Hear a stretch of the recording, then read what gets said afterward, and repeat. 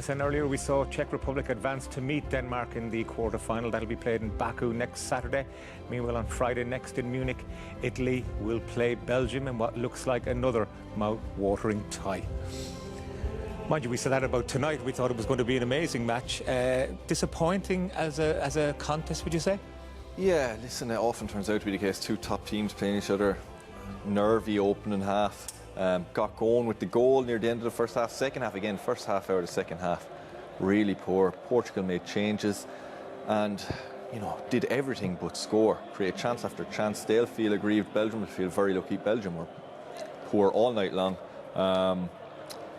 Portugal, you feel like they left it too long. I think Lisa said to let the handbrake off. They brought on they had a fantastic bench and brought them on, and they did everything but score. Hit the cross or hit the post and header, great save, numerous shots as we want to see. But Belgium feel lucky to get through that one.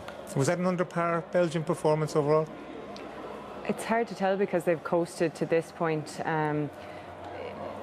We were all looking forward to seeing them being actually challenged and seeing what they'd come out with, and what they came out with wasn't what we expected. There wasn't any free-flowing football at the end. They were resorting to long balls, hoping Lukaku would get on the end of them. He didn't have his strongest performance of the tournament. They sat back, they absorbed the pressure well. They showed that they're defensively quite solid, but they didn't show any ambition to go on and get a second goal. They were happy to sit back and defend that lead, and you'd wonder against a team maybe like Italy, who might be firing on more cylinders than Portugal were, would they be punished for one of those chances that they did cough up. But they'll come away, they'll hopefully look at those injuries. Hopefully they won't be too bad, because they will need an in-form Hazard and De Bruyne if they are to overcome the next challenge. Well, Belgian fans happy this evening. This is their golden generation. Maybe they're one step closer to finally getting their hands on some silverware. I do like a stat, I told you that before. Well, the only goal of the game scored by Thorgan Hazard, and he scored in consecutive games for Belgium for the very first time. In fact, he scored 4 times for Belgium since his brother Eden last scored. So there you are, and a goal worthy of winning the game, I guess, because it was the bright spark of the night. It was a moment of real class, and there wasn't many actually in attacking areas that we could point to the whole 90 minutes. It was a bit of a bitty second half, and there was loads going on, but in terms of moments of brilliance up front, this is the standout moment of the game. You can see a ball here from Meunier into his stride, takes a touch, looks up, and the swerve that he put on the ball, I think it makes it almost impossible for the goalkeeper to save it. I don't think you could be critical of him, because I don't think you can predict movement like this from the ball. Really well hit strike, and that turned out to be the only goal. But I think that's, like you asked a question a moment ago, was that under par from Belgium? I don't think they'll care. I think at this stage of the tournament, you just aim to progress. You just win. Like Italy coming off the pitch last night won't really care that they weren't as good as the group stages. What'll matter to them is that they're still in the tournament. Portugal, looking at the official stats again, they had 22 attempts to Belgium's 6. I'm surprised it's that many, but I suppose the way the game went. They were chasing the game, weren't they? They were chasing the game, and you can kind of tell that by the fact that Ronaldo started dropping deep and getting involved in the play. We kind of expected him to kind of camp in the 18-yard, but he engaged there with Dalot, got the ball into Jota, and it never looked like it was going to be Jota's night from that first miss in the first half. Kind of set the tone for what happened in attack for Portugal. This time Felix, who was bright when he came on, this was the big one. Diaz had great movement in the box, really powerful header. There was pace on the ball on either side of Courtois, and that's rippling the back of the net. But it was that kind of night for Portugal. They probed and probed.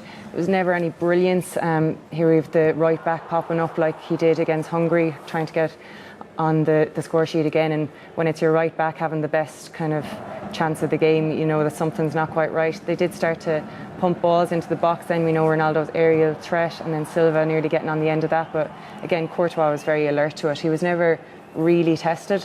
Again, this time, this was the last throw of the dice, and it just didn't sit up right for Felix. And from that point on, it was done as a contest. I think that Portugal could have been there all night, and it just wasn't going to fall for them.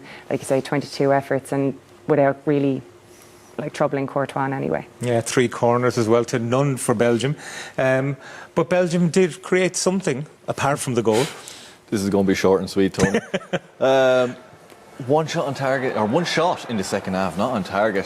Thorgan Hazard does quite well into Lukaku, and that summed up his night of saying, you know, he did really well at times holding it up, and his touch was letting him down. He turned back into a bit like Man United Lukaku, not like the player who's been brilliant so far this tournament. Again, this was Belgium in the second half. They had chances to break this Carrasco, and they didn't really want to commit the extra player forward. And like, say, the Czechs today going to try score another goal, or Denmark last night committing players forward, wanting to win the game, win it by more, make it more comfortable for them. They were so worried about what was going to happen at the other end.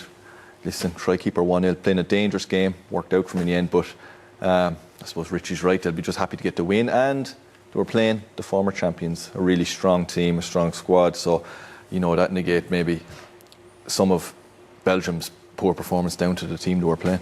Richie, how worried will Italy be though, considering we've looked at two key players, you'd imagine, De Bruyne and Eden Hazard, having to leave the pitch with injury?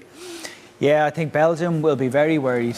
This is the incident just happened before half-time. Paulino clearly fouls De Bruyne. The referee played on, and he obviously lands very awkwardly, but you can see in the next replay, it's just his left ankle is just landed on by Paulino's knee. So it's very, very awkward. He obviously got treatment at half-time, hoping he would continue, and then early on in the second half he came off. So you're thinking, right, well, that's a kind of big moment in the game, because one of Belgium's most influential players, one of the best players in the tournament, is now off the pitch. And then just to add to that, Eden Hazard, who's on paper on his day the best of the rest of them for Belgium, he starts waving to say he's got to come off. I really feel for De Bruyne. You think of him back in the Champions League final, he was kind of knocked out of that one, and this one as well. So now it's all about recovery. If it's a hamstring injury there with Hazard, I don't know if a week is going to be enough to recover.